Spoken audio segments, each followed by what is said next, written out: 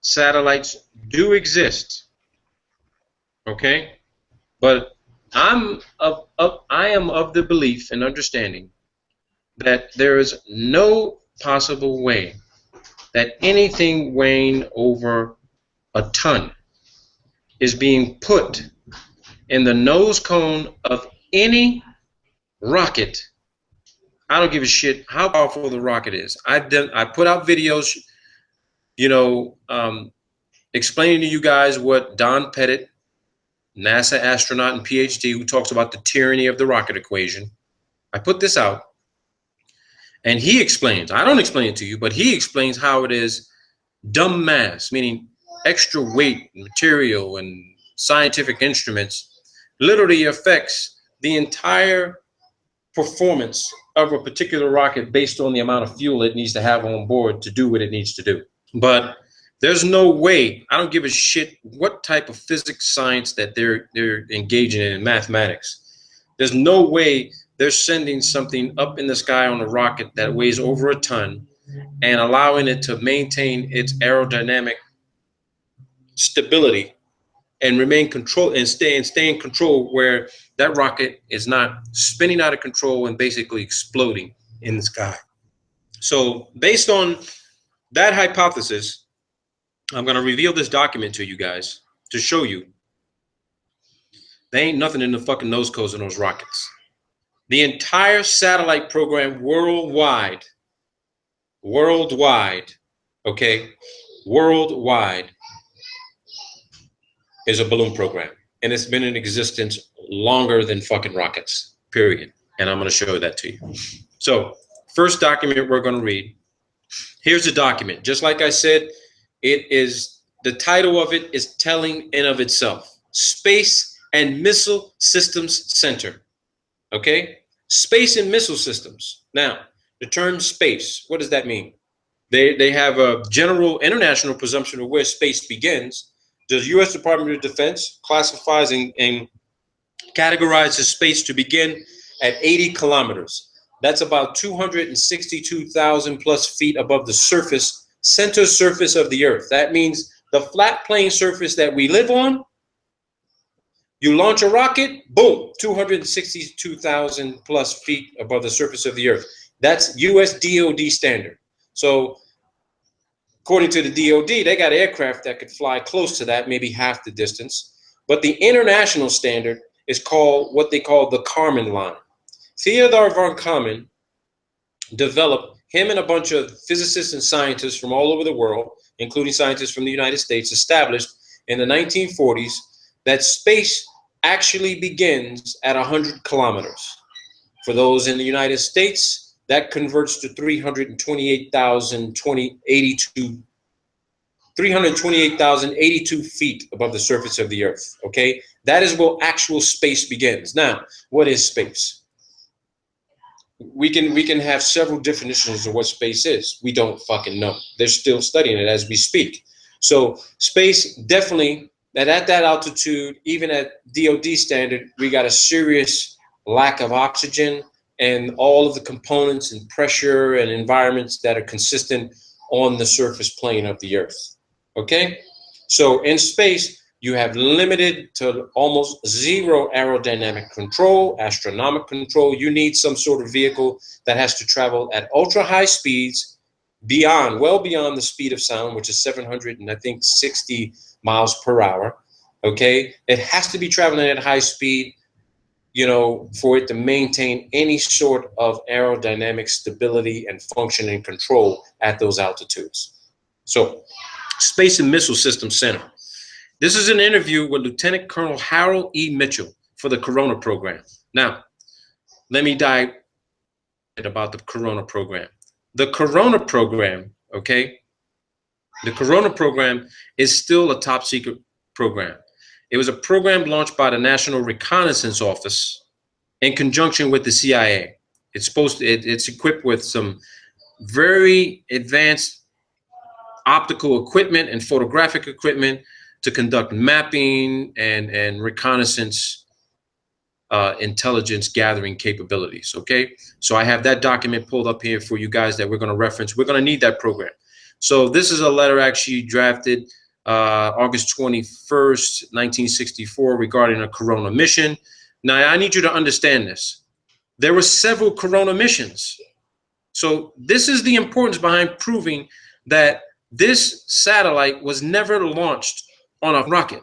They had several missions. This satellite was put up on a gondola balloon. It did its thing for however many days or months, and then it was captured by a C-119 multi-engine turboprop U.S. Air Force cargo plane, specially outfitted to capture this thing to capture it using some sort of tailhook type of device. Okay, so I'm not going to read this entire document, but there's specific sections of this document we're going to address, so I can prove to you guys that satellites are not floating around above 100, maybe 100, 200,000 feet.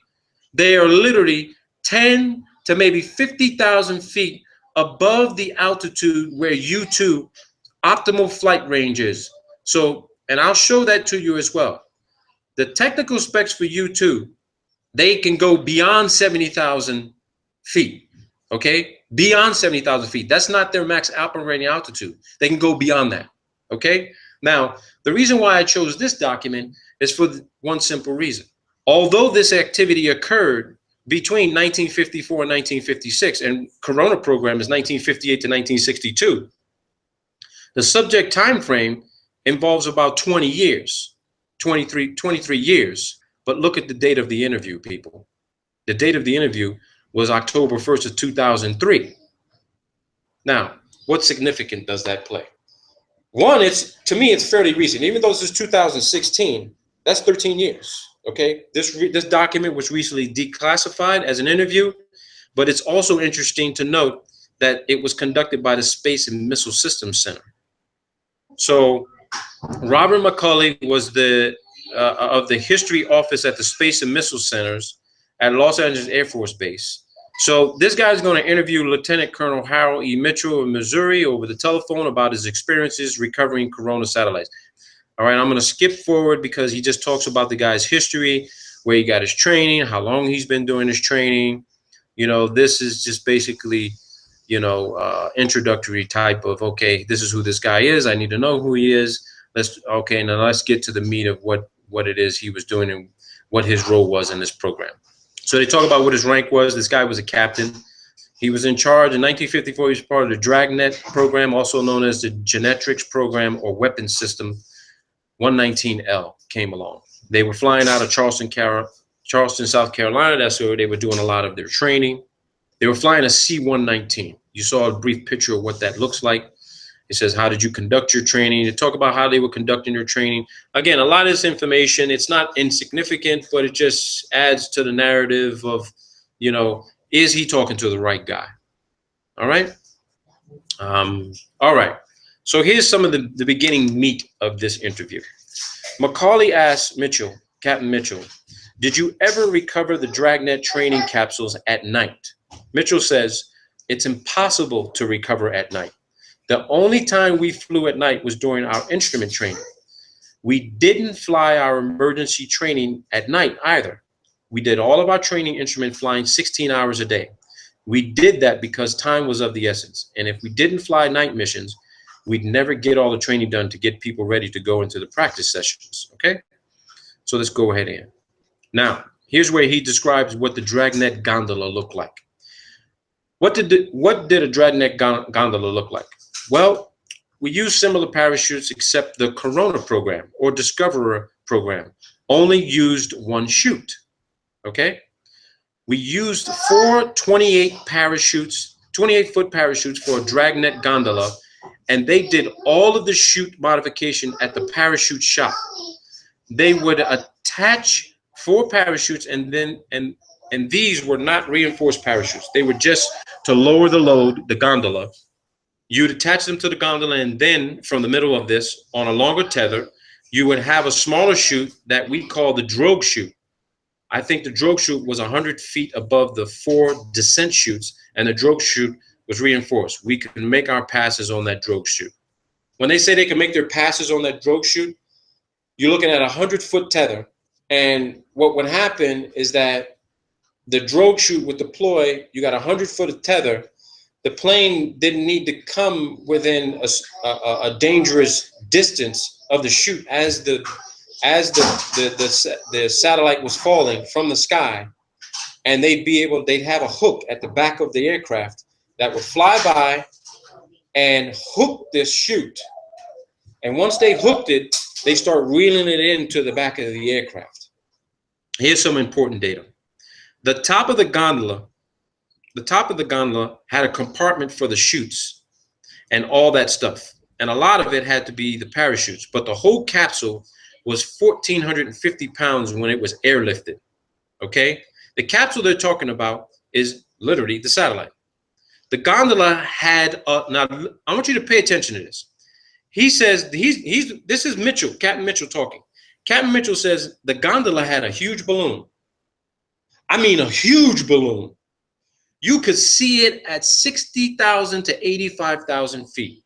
Now, this supports what I've been telling all of you, that NASA has had a balloon program literally for decades, over as long as they've been in existence.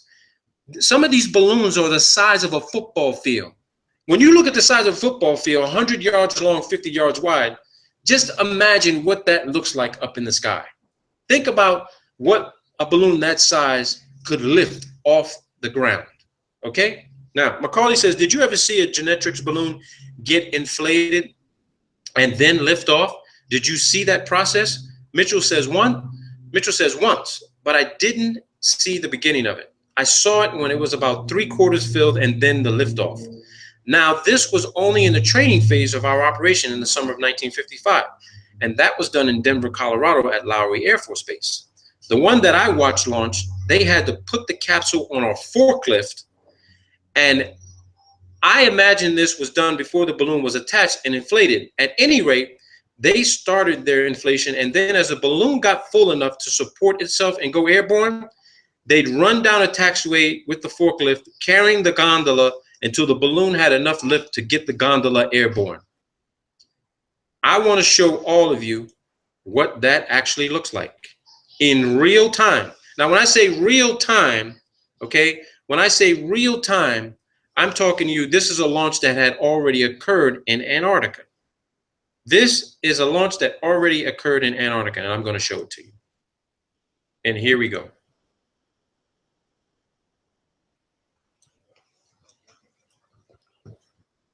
I just read this to you. This balloon launch took place in Antarctica, and it's an 8,000 fucking pound telescope satellite. There goes the mountains in the background. Here's a visual description of what I just read in that document.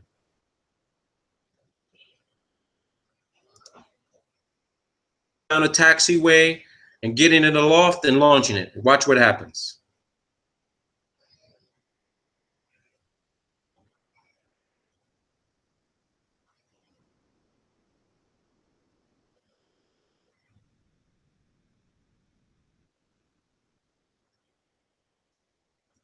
If you like apples, how you like them fucking apples?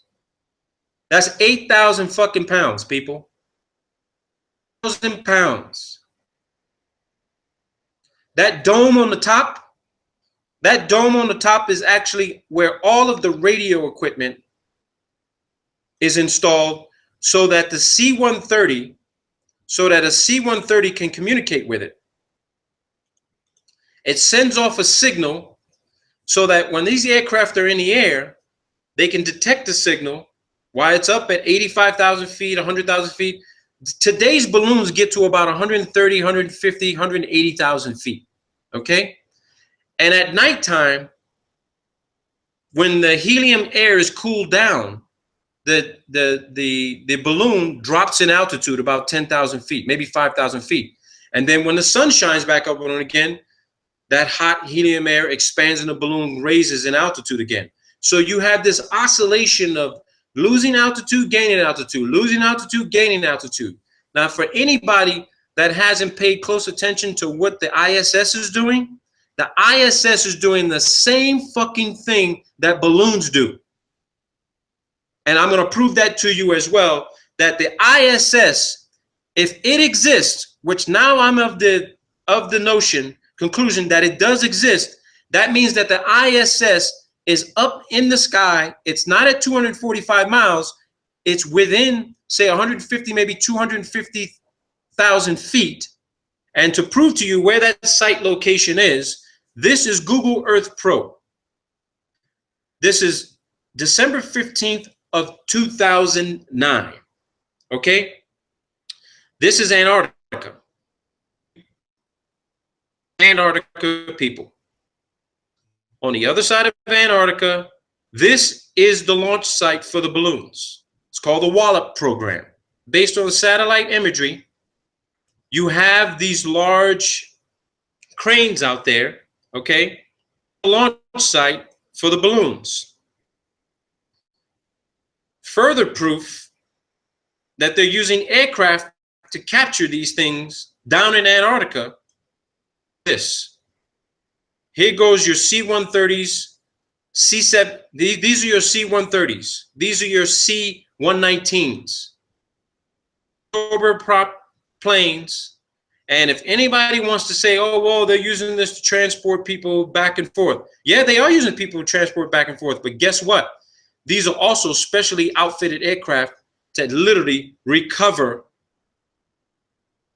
When they intentionally burst the balloon, it comes down on a drogue chute, and these aircraft fly at 20, 30,000 feet, and they go and grab this thing. There's your aircraft.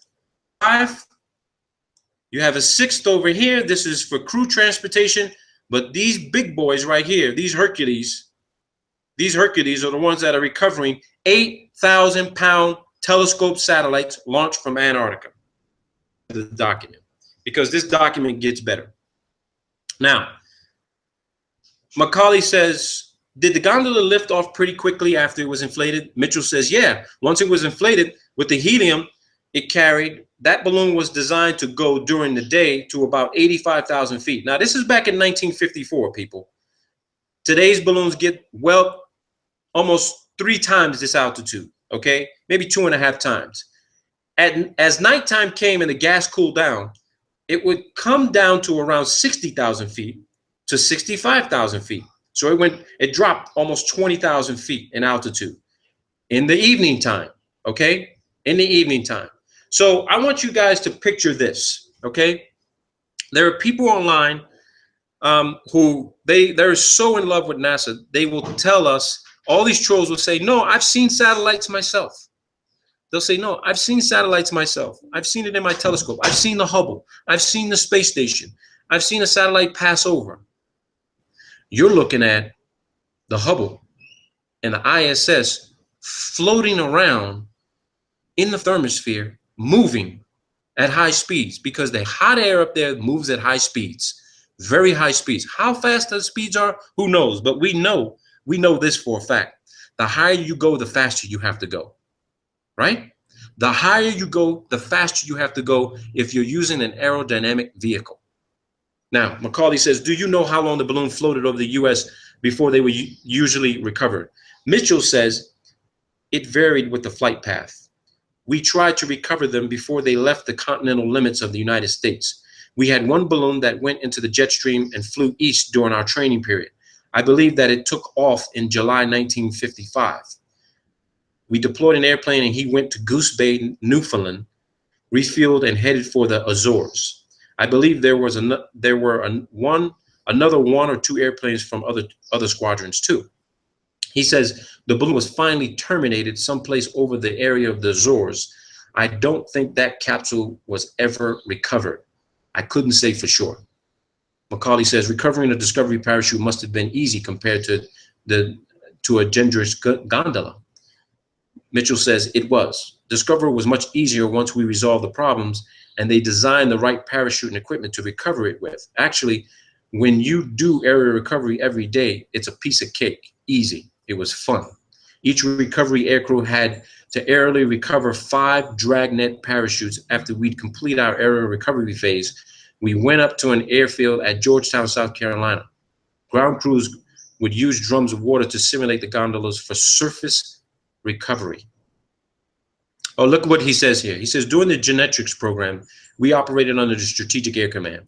To show you how important Genetrix was to the Strategic Air Command, we pilots each carried a letter in our secret folder along with our top secret aircraft equipment.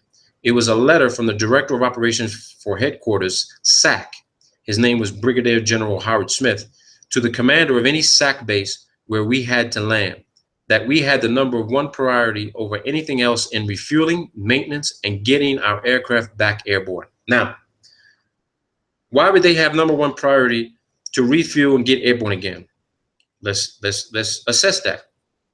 Well, if there's hundreds or thousands of these satellites supposedly in space floating around, and we know now they were balloons, and these things suffer some sort of malfunction and they come down, that airplane has got to go to that location to recover that thing. These airplanes had to be available nonstop to go anywhere at any time to recover this thing. And it had to be recovered once they got notification, hey, the balloon just popped, drogue chute, we need an aircraft up in the air immediately. They couldn't get to one of these satellites fast enough, and it actually crashed somewhere in a foreign country. And I'm going to read that document to you of what happened to it. So he says, you had a terrible time getting refuel, maintenance, or anything just to get out. On the way to California on that particular trip, I had to go from Greenville and refuel at Salina, Kansas, Smoky Hill. Let's see here. Okay, here's where they talk about getting in contact with one of the balloons.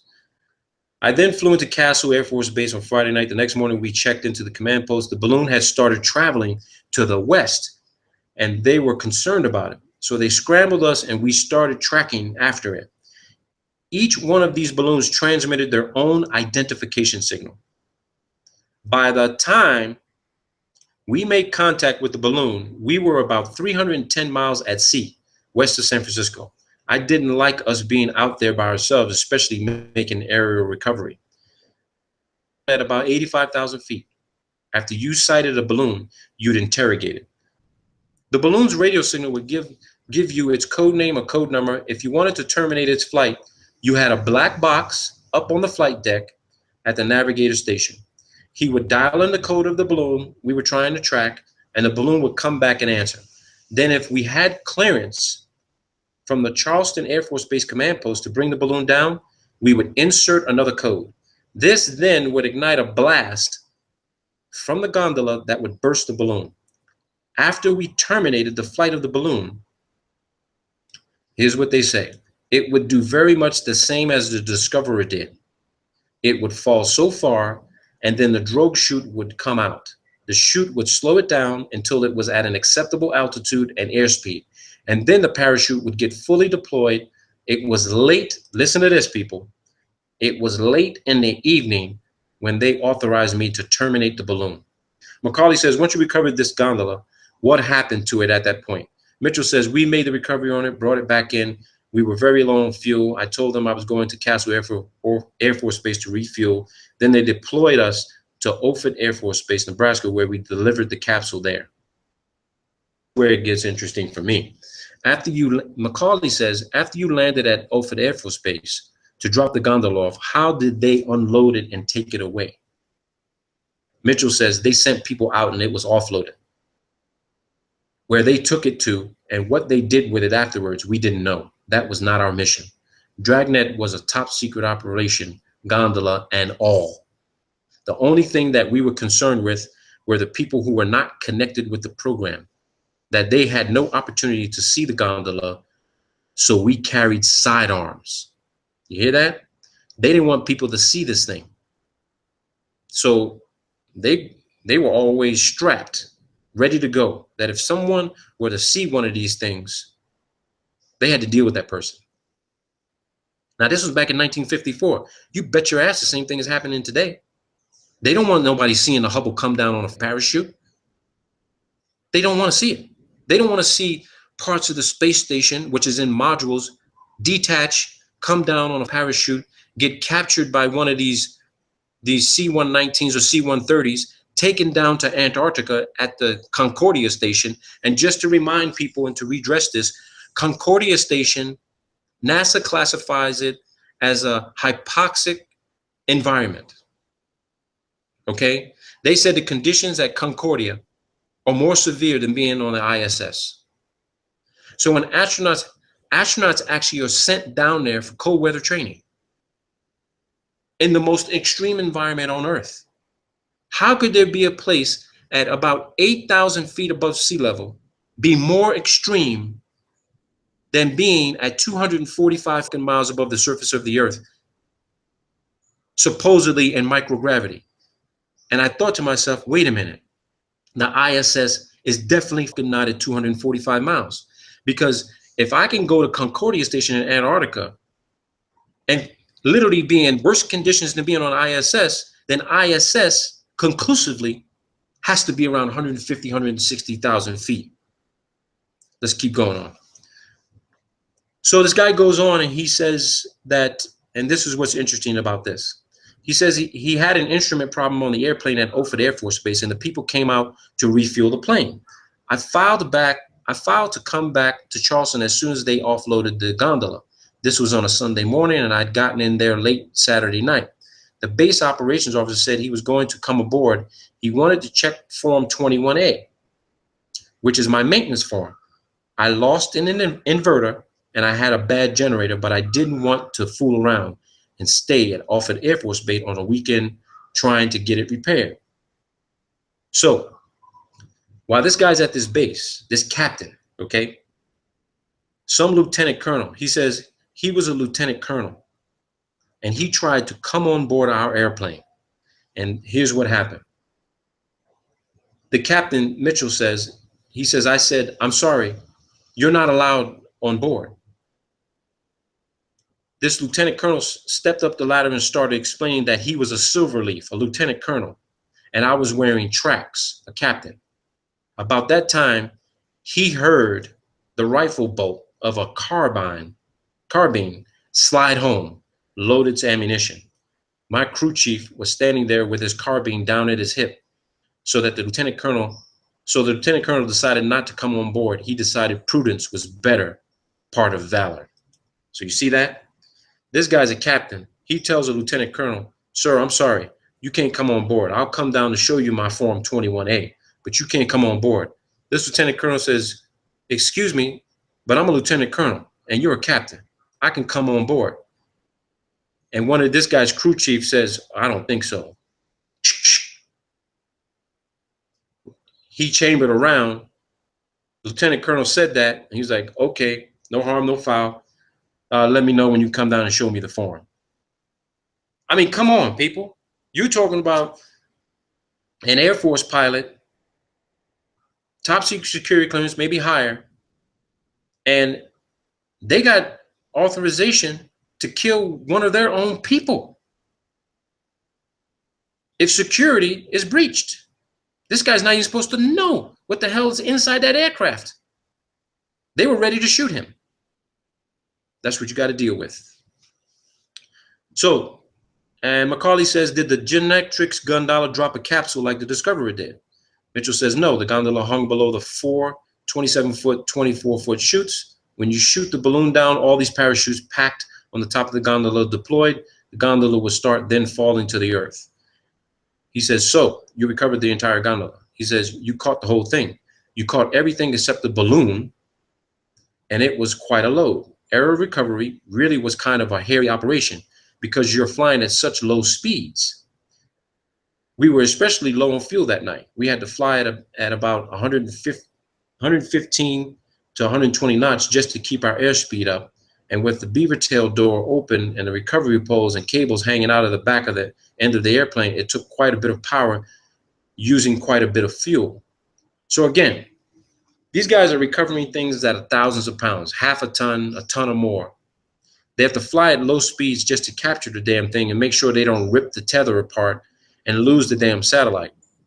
So once they capture it, they got to start reeling it in, and they got to maintain altitude and power, which uses up a lot of fuel just to stay in flight.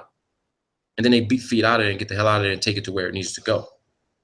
So here's some descriptions of where they actually have these aircraft launching these balloons.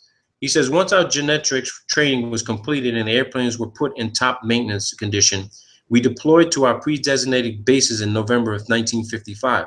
We had 3 squadrons in the 456 TCW, and they split each squadron right down the middle into 6 detachments. Our squadron, we were the 746 Troop Carrier Squadron, and our detachment was deployed to Kodiak, Alaska.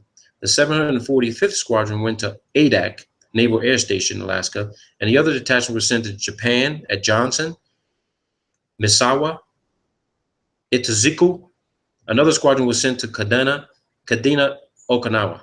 Our headquarters was at Johnson Air Force Base. They had these everywhere, people. They had them in Germany. They had them in Sweden. All right. They even had some in Russia. So let me see here. I'm going to take you to the part where they talk about the U-2 program, how U-2 actually replaced them. Let me see here. Okay, here we go. They said that night the winds got up to, this is when they were in Alaska, he says the winds got up to 100 miles an hour. It sandblasted the airplane, absolutely sandblasted the paint off of it. About the 1st of April, the U-2 started flying, so our missions were over about the 1st of April, 1956. Okay? I'm going to show you Lockheed's site so we can look at U-2 and do a little brief technical descriptive analysis of U-2. Macaulay says, when you were flying out there looking for gondolas, were you both visually looking for them and listening to your radios for their signals? Mitchell says, we were doing both. In Alaska, the daylight hours are pretty short in wintertime. So they would give us the codes of the balloons that were flying in our area. The navigator would continually monitor the different codes with the ADF, the Air Direction Finder radio. The balloons had ADF beacons that we could come home in on. Each balloon had its own frequency. We would sit there and the navigator would keep scanning these different frequencies that we would get for that particular mission. Now, think about this, people. You have amateur radio operators out there all around the world who says that they can track the signals from satellite communications. Now, I'm not doubting they can track satellite communication signals. But let's be clear. What we've all been led to believe what a satellite is something that is so far advanced and technically incredible that is floating around up there on its own. We see these on videos, we see this on television. Oh, look at this satellite. It's always a CGI photo or video or some sort of artist rendition of what the satellite looks like. It's a drawing. Every single video we've all ever seen, they're all CGI videos and images of satellites. They never show you the thing in real time. Why can't they show you in real time? Because it's not where they say it is. But what is up there is a real satellite, but it's not at the altitude they claim it is. It is giving off a frequency and signature. It is floating in the sky, but not unaided. You only see it at night, and when you see it, it's the moonlight or the sunlight reflecting off of this. Now I know why these satellites have to have these gold and aluminum reflective surfaces, because they are maintaining the lie, fraud, illusion. Oh, look at the satellite up in the sky. You see the sun reflect off of it? There it is. But you don't see the tether. You don't see this dark colored black balloon floating in the nighttime sky. So here's what the guy says. About how many balloons would you be looking for at one time? Mitchell says the number would depend on the balloons identified in a daily mission, frag order, fragmentary operations order. Their codes would be listed. So each one of these balloons has a frequency and a code. This guy's saying, I think it was 10,000 feet the beacons would continue to function. We thought that they went down and were in the snow in the Brooks Range or some of the other mountains up in Alaska. He says, did your unit tell you the purpose or the mission of the Genetrix while you were doing this? He says, yeah, we knew. The balloons were launched from Norway. Look at this, people. The balloons were launched from Norway, Denmark, West Germany, and I think some from Turkey. In the winter, February of 1956, there was an article in Time magazine about the Russians complaining about our overflight of the Soviet Union with these balloons.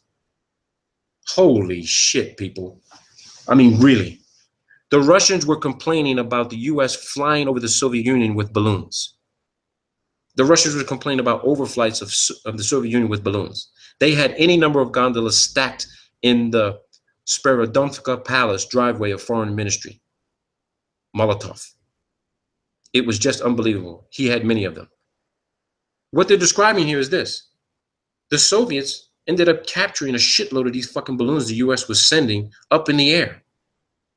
And they would literally send their aircraft up to capture them and bring them down. Now, you got to think about this, people. This is absolutely mind-blowing. You're trying to tell me that we've been spending trillions of dollars for over 60 years for a satellite program they claim is going up on a rocket, and it's just a balloon you can buy from a hobby shop? Oh my God. This is incredible. An interesting fact, the airplane I flew during the Corona program had many recoveries of balloons than any airplane in the 456 wing. It was flown by Captain Slaughter Mims. And I think Slaughter recovered 3 balloons near Japan. He got more than anyone else. Slaughter had a lot of success. And he's describing the same aircraft that this guy flew. Okay? Here you go. This guy, Macaulay says, how successful was the Genetrix program?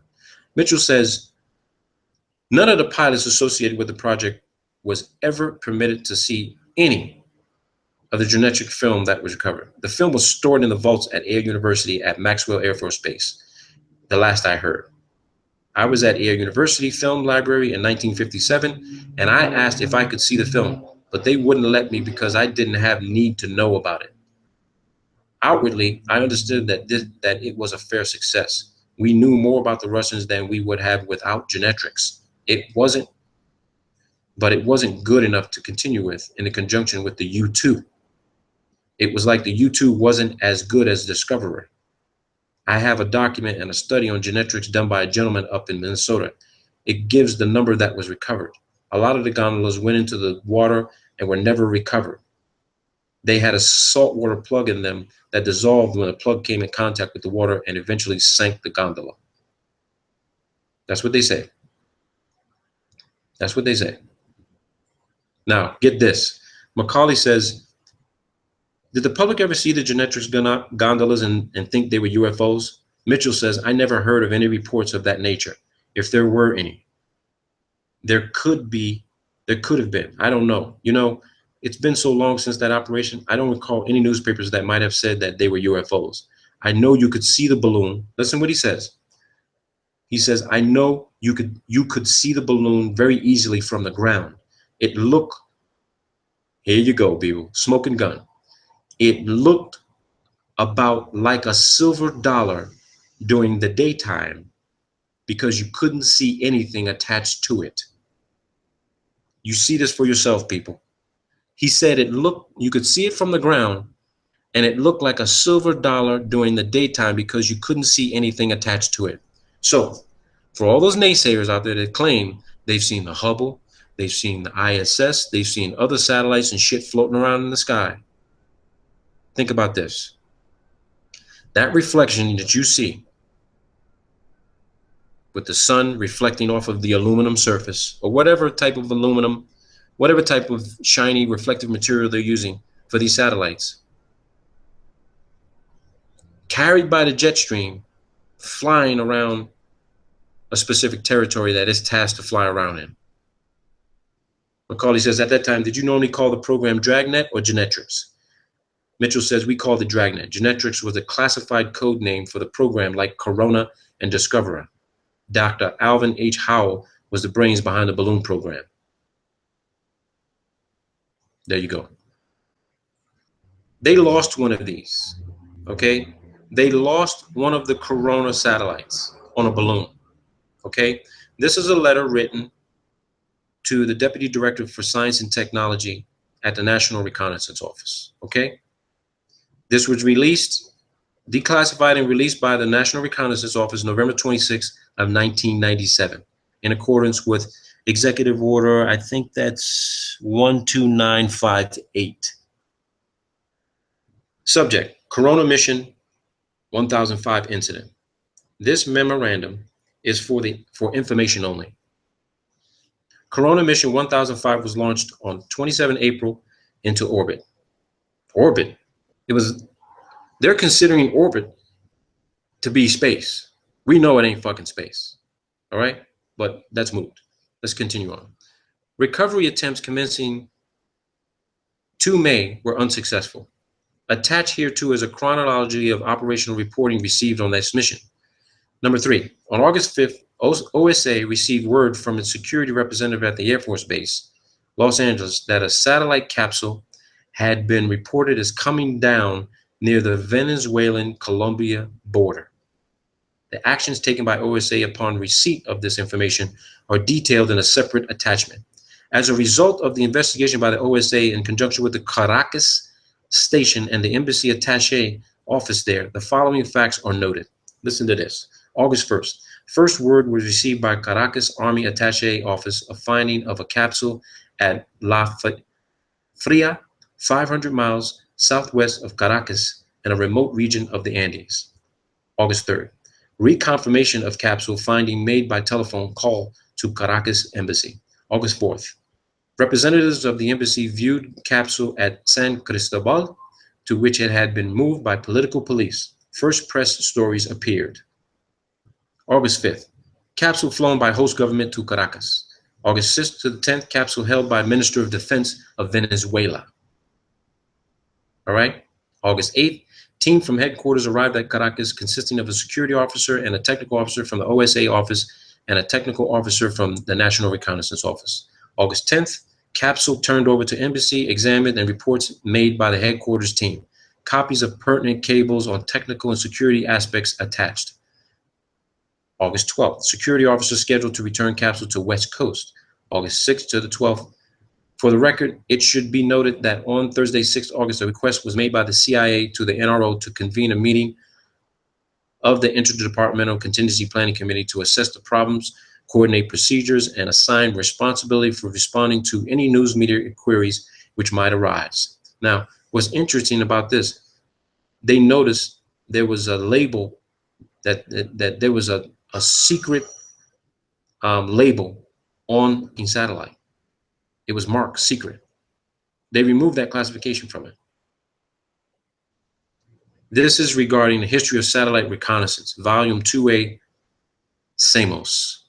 Remember that name, SAMOS, okay? The SAMOS satellite, because here's what I'm going to take you to next. This is the list of all balloon launches from the Esrange Space Center in Sweden, okay? Now, let me take you to the Swedish Space Center. And here is the Swedish Space Center website. This is the Swedish Space Center. And as you can see, they have balloons and rockets, payloads. This is their website. This is their website. Swedes, the Swedes, okay? It's the Swedes. Here's their Space Center. They do balloon launches. Now let me take you to the document I downloaded from their website. Now, this is a list of balloon launches from the Esrange Space Center starting December 9th of 1982. Remember that term, SAMOS? You can read these documents for yourselves. We don't need to keep going through all this stuff together. I put a lot of this shit out for you people so that you can see this. You see they talk about weather satellite program, mapping satellite program, realignment controversy, new directions in satellite reconnaissance, okay?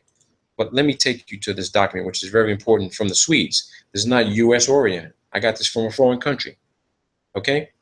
So you look at some of the launches. These are balloon launches, people. These ain't rockets. It says it, list of balloon launches. There's going to be some things here that you may see that are going to catch your eye, all right? Because I want you to look. You see the campaign, you look at the payload, all right? You got campaigns and payloads. And we're not going to go through all these codes, but you're going to see something that's going to catch your attention. All right? We're going to keep going through this. All right?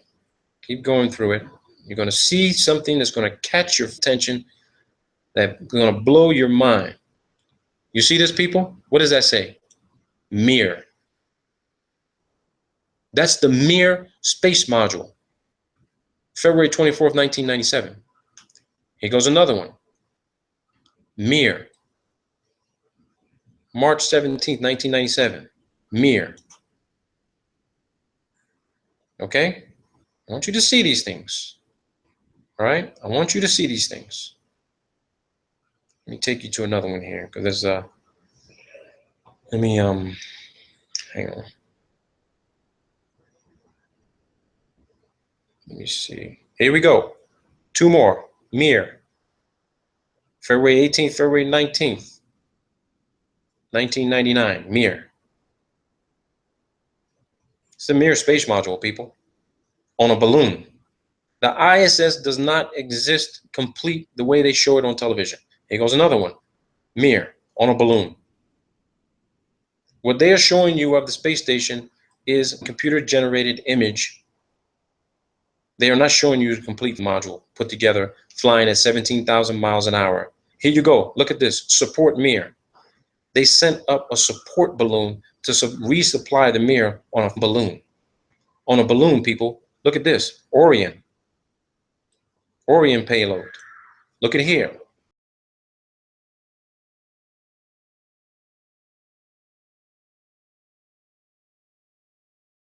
Inmarsat. You want to know where your satellite phone communications come from? A balloon, people. A balloon. I'll supply this document to whoever wants it. Here we go. Inmarsat test. Balloon. If you were to take time to search every single one of these flights to match it up with a particular rocket launch that they claim this thing was on, I guarantee you, you will be able to compare it with this Swedish Esran Space Center balloon flight list. Balloon flight list. Balloons, people. That's your program. It's always been your program. Look at this. Mir short duration. Mir VLD. You got two VLD. Look at here. More Mir. This is in 2002, people. 2002. For those in Europe, you ever heard of Enviasat? Look at Enviasat. Enviasat. These things are supposed to be testing the atmosphere for particulates and, you know, for pollution control. Balloons, people. You can't come to any other conclusion. You don't have any other information to prove you were at the launch pad and you saw them put this thing inside the nose cone of a rocket. You didn't see it. You can work for NASA, you can work for the Germans, you can work for the Russians. You did not see what you thought you saw going into a nose cone of a capsule and with an unedited video stream and put on a launch pad and launched into the sky on a rocket. You didn't see that. Look at NASA. Why is NASA using the Swedish to launch a balloon for them? Think about that. They're everywhere, people. They're carrying out the deception, the fraud, the hoax, the scam, the bullshit. It's all here. It's all here, people. I keep saying it's not what you know, it's what you can prove. You can talk about it all day long. You can claim this is your theory, this is your hypothesis. You ain't got no documentation to fucking back it up. You just want to show some bullshit video and you're not a videographer and you don't know how to do video analysis. You got to get the documentation. And here's the documentation right here. NASA, 2011, LAD, ESO, high wind. Just check these out. Because I have. NASA, 2003, 2013, Sunrise 2. Look at that. Balloon. Balloon, people. That's a complete list. It goes all the way to 2014. 2014, people. 2014. There you have it. There you have it, people. I don't know what else to tell you. I really don't know what else to tell you. Check this out. Just check this shit out. Check this shit out. Another satellite being launched from Antarctica. Check this out. You're going to love this one. That's Antarctica, people. Remember how we saw that circular launch pad? The bulldozer is smoothing out the ice and snow. Look at this. Just wait and see. Watch this.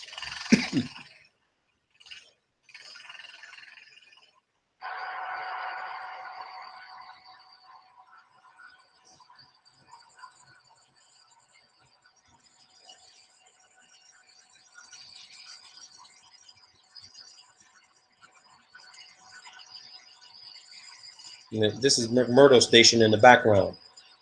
McMurdo is right back here. They have line of sight to this airstrip.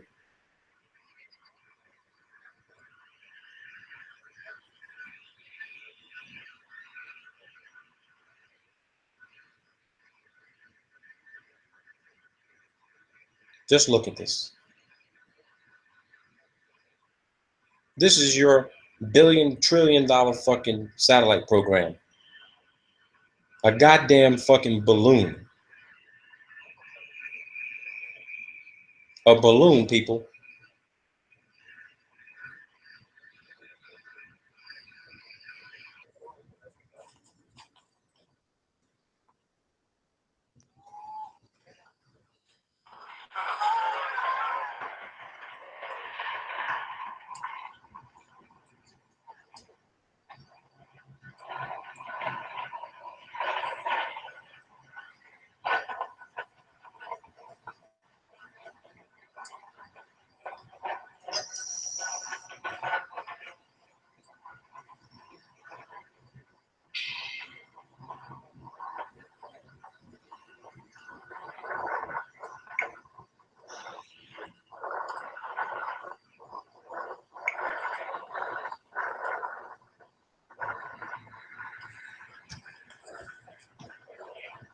There goes fucking $20-30 million on a balloon. It's not inside a fucking rocket nose cone. There you go. Woohoo! Woohoo! Yay!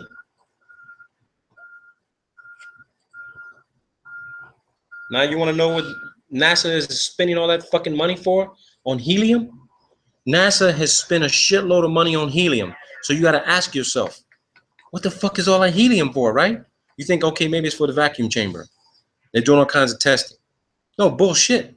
That fucking helium is for their fucking balloon program. What else would you use fucking helium for? What would you use helium for? You use fucking helium to fucking float. It's at 18,000 feet right now. Come on, people. This common sense. This common fucking logic.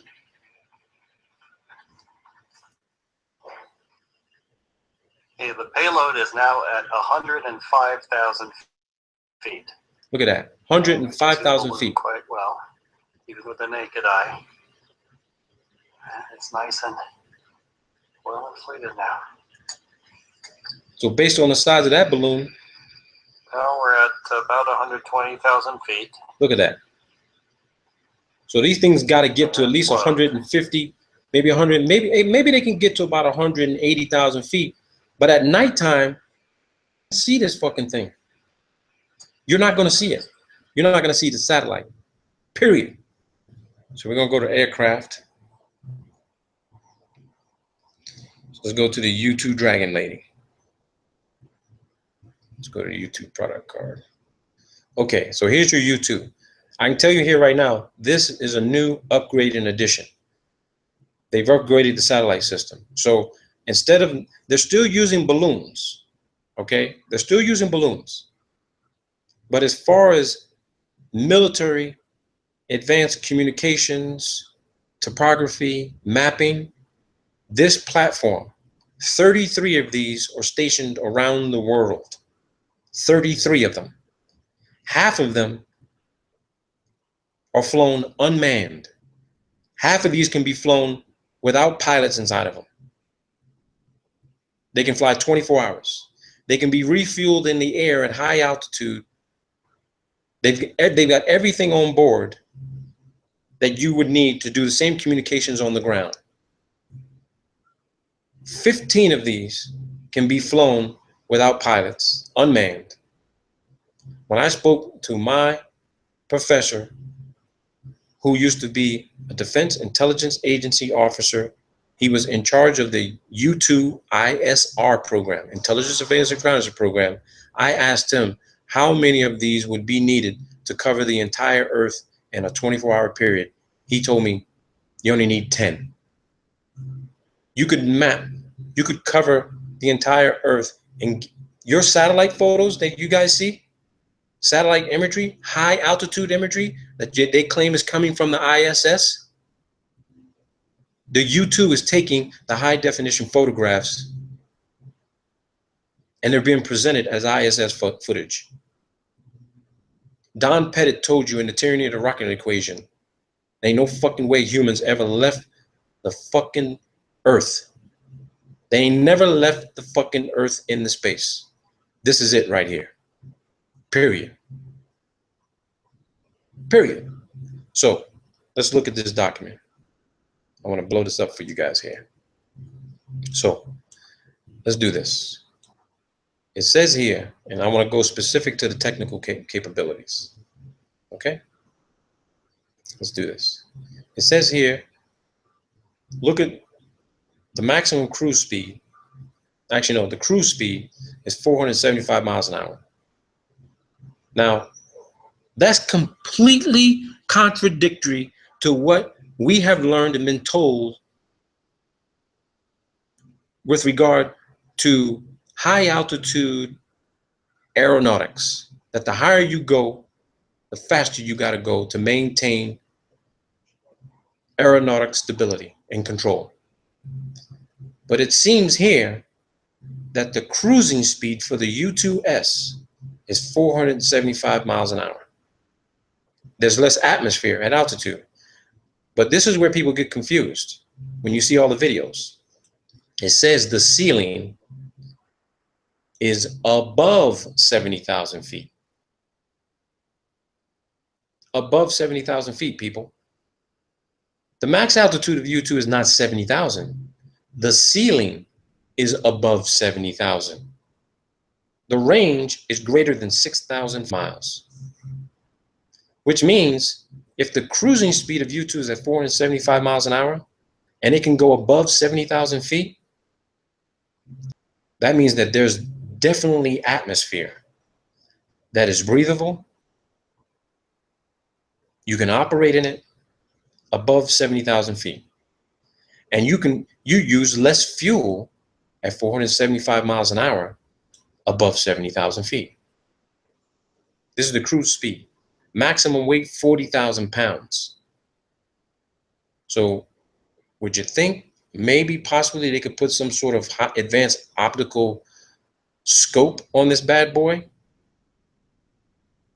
Because the Hubble was 27,000 pounds. Maximum weight of this is 40,000 pounds. So how much advanced imaging and communications equipment you think you can put on this platform? It's twice the mass of Hubble, flying at above 70,000 feet. Here it is right here. And look at the price. Here's what's interesting to me, the coincidence, people. The Hubble, they claim, cost $1.5 billion. The Hubble, 1.5 billion. Look what it says here. The recent 1.58 billion in system upgrades includes sensor upgrades, improves radar, multi-spectrum imaging and signals collection, sensors and data links, a new F-118 GE 101 engine, improves range and altitude, lowers operating costs and reduces weight by 12%. Glass cockpit, new defensive suite, improves survivability against the latest generation of missile and fighter threats. 1.58 billion. The Hubble, 1.58 billion. Sophia, 1.5 billion. That's the magic number for a lot of this bullshit. $1.5 billion is the number these government agencies are using. It's probably costing half of this, and the other half are going in the fucking pockets of your fucking Senate and congressional fucking representatives and their fucking contracting companies who are building this bullshit and telling you, oh no, it's all going up on a fucking rocket. It says here, reconnaissance and surveillance from the stratosphere. The stratosphere. Everything we know of, communications, imagery, you name it, everything stays within the stratosphere, which means we can't get beyond the thermosphere. We can't get there. We can't get there. This is our limitation. We can't go beyond this technological capability because we just can't get out there. We can't get there, people. When they say the U-2 flies at the edge of space, I'm sorry to tell you, the edge means you're maybe within 5,000 to 10,000 feet of the Kármán line, which is 328,000 feet. How the hell could you be up in the U-2, be on the edge of space? The edge of what space? You mean the next space, which is from the stratosphere, is the mesosphere, and then the thermosphere? Because maybe they're on the edge of the mesosphere. Or they ain't close to the thermosphere because it's too goddamn hot up there. It's in excess of 500 degrees Fahrenheit. You honestly think that this aircraft will be able to withstand those heat temperatures? Look at the SR-71. They tried to take it up there, and look what happened to it. I do believe we have to fly faster the higher you go, but we can't do it. It's that simple. It's that simple. To me, it's that simple. It really is, people. To me, it's that simple. That's the presentation, people.